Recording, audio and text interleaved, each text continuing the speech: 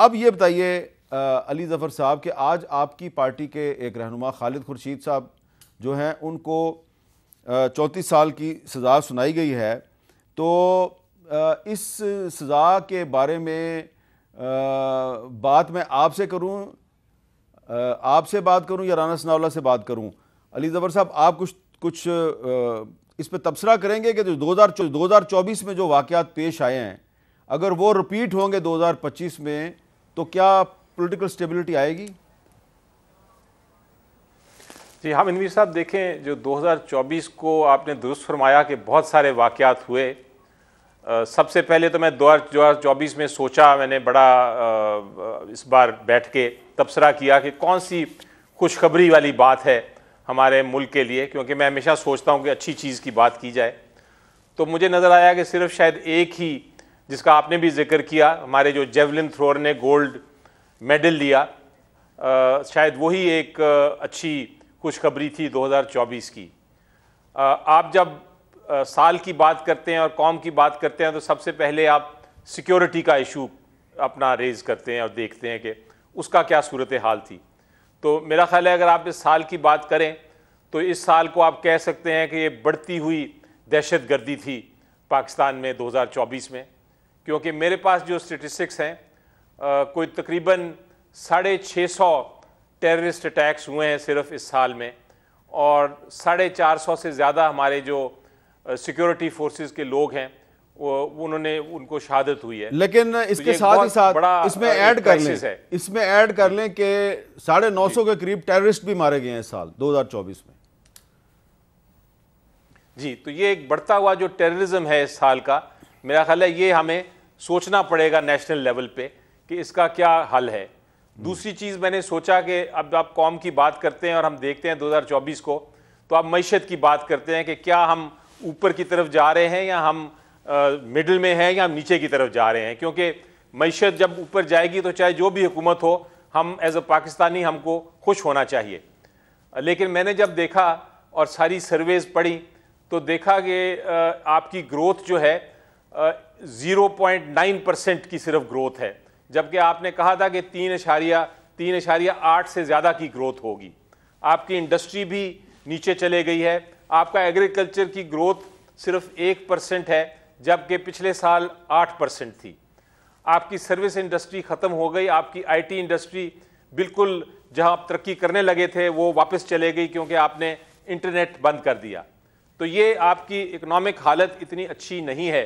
آپ کا جو اکنامک پروگریس ہونا چاہیے تھا، جو آپ کو بہتری ہونی چاہیے تھی معیشت میں، وہ آپ کو نہیں نظر آ رہی۔ تو 2024 کو آپ کہہ سکتے ہیں کہ یہ سال ایسا ہے کہ غربت کا بڑھتا ہوا سال ہے، یہ ان امپلائمنٹ کا بڑھتا ہوا سال ہے، اور یہ بے روزگاری کا بڑھتا ہوا سال ہے۔ میرا خیال ہے کہ ہمیں یہ دو جو آئٹمز ہیں اگر آپ قومی سطح پہ دیکھیں تو بڑے اہم ہیں۔ اس کے بعد ہم آتے ہیں آئینی معاملات پہ کہ آئین کا کیا پوزیشن ہے 2024 میں۔ اچھا آئین کی بات بعد میں نہ کر لیں، جی پہلے جو آپ نے کوئی اکنامک گفتگو کی ہے اکانومی کے حوالے سے وہ بڑی اہم ہے، اس میں رانا صاحب جو ہے ان کی خدمت میں کچھ لوگوں کی رائے بھی پیش کرنا چاہتا ہوں، مکسڈ ہے، لیکن وزیر اعظم صاحب نے کہا ہے کہ جو مہنگائی ہے وہ 5% سے بھی کم ہو گئی ہے، یہ بڑی ان کی اہم سٹیٹمنٹ ہے، اور بھی جو اعداد و شمار ہیں وہ یہی کہہ رہے ہیں، لیکن پبلک کیا کہہ رہی ہے ذرا وہ بھی سنیں۔ 320 روپے کلو تو ٹماٹر مل رہے ہیں، 200 سے نیچے سبزی کوئی نہیں ہے، مہنگائی تو اسی طرح اپنے عروج پہ ہے۔ تھوڑے سے چاول سستے ہیں، دالیں کم ہوئی ہیں تھوڑی سی۔ مہنگائی بہت کنٹرول میں ہو گئی ہے، 400 والا گھی جو ہے وہ 600 روپے کا ہو گیا ہے۔ کاروبار پہلے کی نسبت آدھے سے بھی کم ہو گیا ہے، بازار میں سناٹا چھایا ہوا ہے۔ جن کا 50,000 60,000 ہے وہ بھی رو رہے ہیں، گزارا ہو ہی نہیں رہا ہے۔ ایک بل اگر جمع کراتے تو بچارے ایک ٹائم کا اپنے بچوں کو کھانا نہیں کھلا سکتے۔ دوائیاں اتنی مہنگیاں غریب بندہ لے نہیں سکتا۔ اب میں آنکھوں کا آپریشن کروا چکا ہوں، مجھے قطروں کی ضرورت ہوتی ہے، پریشان ہوتا ہوں۔ عوام پانی ہے توائی وہ کمران رہ کے سو گئے موٹی رضائی، انہاں ختم ہونی ہے مہنگائی تو پاویں عوام نہیں ہو جاوے جدائی۔ تو یہ ایک شاعرانہ زبان میں انہوں نے اپنے احساسات آپ تک پہنچائے ہیں۔ رانا صاحب اعداد و شمار تو یہی کہہ رہے ہیں کہ مہنگائی میں اضافے کی رفتار کم ہو گئی ہے. وزیر اعظم صاحب نے آج کہا مہنگائی 5% سے بھی نیچے چلی گئی, لیکن پبلک جو ہے وہ کہتی ہے کہ نہیں, مہنگائی تو ویسے کی ویسی ہے. نہیں دیکھیں, جو اعداد و شمار ہیں وہ کوئی ہمارے بنائے ہوئے نہیں ہیں. جو انڈیپینڈنٹ ایجنسیز یا سرویز ہیں وہ بھی یہ بتا رہے ہیں کہ 38% مہنگائی کی رفتار تھی, جو کم ہو گئے 5% پہ ہو گئی ہے. یہ باتیں درست ہیں. معاملہ یہ ہے کہ جس طرح سے علی ظفر صاحب نے بات کی ہے, 2017 میں تو یہ معاملات نہیں تھے. 2017-18 میں پاکستان جو ہے اس کا روپیہ مستحکم تھا, ڈالر کنٹرول میں تھا, پیٹرول جو ہے وہ 65 روپے لیٹر تھا, مہنگائی جو ہے وہ عام آدمی کے جو ہے وہ برداشت میں تھی. ملک جو ہے وہ یعنی جو شرح نمو ہے, گروتھ ریٹ ہے وہ 6.3 تھا. سارا کچھ ٹھیک تھا. یہ اس کے بعد ہی پھر جو شروع ہوا ہے تو پھر اب تھمنے کا نام نہیں لے رہا, بلکہ 2 سال پہلے تو ڈیفالٹ ہو رہا تھا.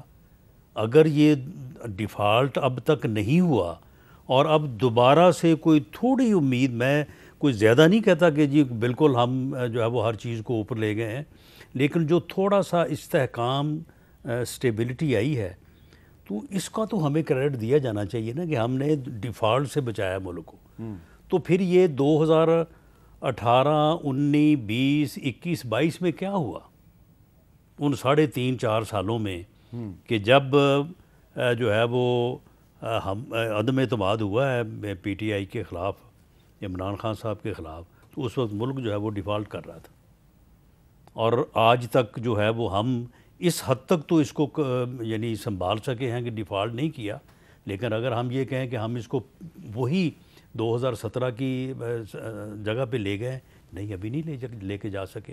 ہو سکتا ہے کہ اگلے 2 سال میں یا اگلے 3 سال میں جو ہے ہماری ان کوششوں کے نتیجے میں, جس طرح سے یہ اڑان پاکستان ہے, جس طرح سے میں نے کہا ہے کہ اگر اس کے اوپر یہ چارٹر آف اکانومی ہو جائے تو پاکستان واقعی اڑنے لگے. اڑان پاکستان اور 2 سال میں واقعی جو ہے یہ چیزیں جو ہیں یہ لوگوں کی اڑان پاکستان ہمیں IMF کے شکنجے سے نکال دے گا. جی بالکل نکال دے گا. اچھا چلیں, علی ظفر یہ صاحب, پروگرام ہی یہ ہے. علی ظفر صاحب, یہ جو اڑان پاکستان ہے, کیا یہ اڑان پاکستان کے لیے یہ بھی ضروری ہے کہ پاکستان میں آئین اور قانون کی بالادستی قائم ہو تبھی ہم اڑ سکیں گے؟ دیکھیں, یہ تو بڑی بہت ایک کلیئر بات ہے اور بڑی واضح بات ہے. اس میں کوئی شک نہیں ہے کہ اگر آپ نے اکنامک پروگریس کرنا ہے, اگر آپ نے پاکستان کی معیشت کو اگر اڑان یا جو بھی آپ لفظ استعمال کر لیں, اگر آپ نے اس کو ترقی کی طرف لے کے جانا ہے تو پھر یقینی طور پہ سب سے اہم ضروری بات یہ ہے کہ رول آف لا اس ملک میں ہو, اس ملک میں آئین بھی قائم ہو, بنیادی حق بھی لوگوں کو ملتے ہوں, انسانی حقوق کا بھی خیال رکھا جاتا ہو, اور رول آف لا ہو یعنی کہ قانون جو ہے سب کے لیے اکٹھا ایک ہی یکجا ہو, اور عدلیہ جو ہے آزاد ہو, عدلیہ کے ساتھ کسی قسم کی انٹرفیرنس یا مداخلت نہ ہو. یہ سارے معاملات ہوں گے تو سیکیورٹی کے ساتھ ساتھ, لا اینڈ آرڈر کے ساتھ ساتھ معیشت کو ضروری ہے کہ وہ رول آف لا بھی ہو. اب جب ہم آئین کی بات کرتے ہیں تو تھوڑا سا نظر ڈال لیں 2024 میں, کیونکہ ہم 2024 کی بات کر رہے ہیں. تو آپ 2024 میں یہ دیکھتے ہیں, میں اس کو کہتا ہوں کہ یہ وہ سال ہے جب پاکستان کی عدالتی اور آئینی تاریخ میں ایک سپریم کورٹ نے ایک اور بدترین فیصلہ کیا, اور ایسا فیصلہ کیا جس نے بنیادی حقوق لوگوں کے چھین لیے, جس نے جمہوریت کو ایک طرح سے خنجر کھوپ دیا اس کے دل میں, اس کے سینے میں. اور وہ کیس ہے سمبل کیس. جب آپ آئین کی بات کرتے ہیں تو آئین بڑا واضح طور پہ ایک بیسک جمہوریت پہ بیسڈ ہے. وہ کہتا ہے کہ democracy is by the people for the people of the people, یعنی لوگ خود اپنی سلیکشن کرتے ہیں, لوگوں کی اپنے میں سے ہی سلیکشن کرتے ہیں کہ کون ہمیں گورن کرے گا, کون حکمرانی کرے گا, اور وہ ان کی پھر جو بات ہے, وہ جو حکومت ہے, وہ پھر ان کے لیے ہی کام کرتی ہے. یہ جمہوریت کا اصل مقصد ہے اور آئین اسی کے اوپر بیسڈ ہے. جو بنیادی حقوق ہیں آپ کے اور جو آپ کے انسانی حقوق ہیں, ان کی حفاظت کرنے کے لیے آپ نے عدالتیں بنائی ہیں, اور عدالتوں جو ہیں ان کا کام ہے کہ لوگوں کی حفاظت کرے ان حقوق کی. اب ہوا یہ کہ وہ جمہوریت کا جو بیسک اصول تھا کہ آپ ایک پولیٹیکل پارٹی کو الیکشن لڑنے کے لیے سمبل دیں، جو آرٹیکل 17 میں آپ کا جو ذکر کرتی ہے آئین، سپریم کورٹ آف پاکستان نے کہہ دیا کہ جناب یہ سمبل جو ہے یہ پی ٹی آئی کو نہیں ملے گا، اور پی ٹی آئی جو ہے وہ سمبل کے بغیر الیکشن لڑے. ان کے جو کینڈیڈیٹس ہیں وہ بتا بھی نہیں سکتے عوام کو کہ ہم پی ٹی آئی کے لیے. اچھا یہ تو سب کو پتا ہے علی ظفر صاحب، آپ نے مینشن کر دیا، یہ بڑا اہم واقعہ ہے. 2025 میں آپ کو ریزرو سیٹیں مل جائیں گی نیشنل اسمبلی میں؟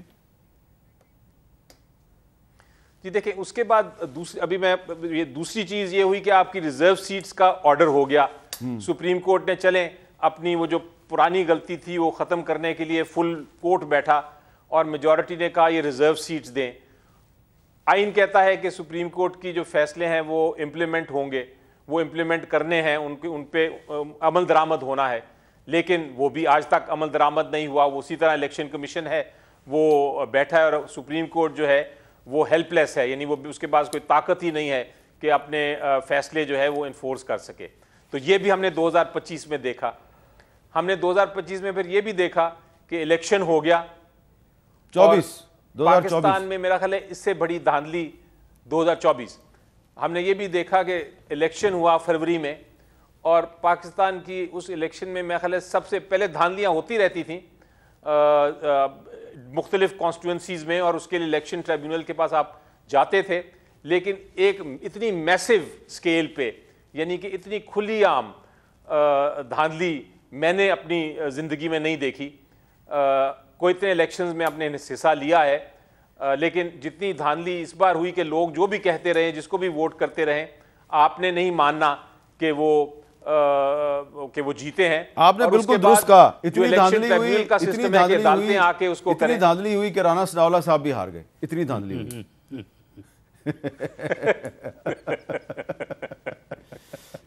واقعی بہت دھاندلی ہوئی ہے.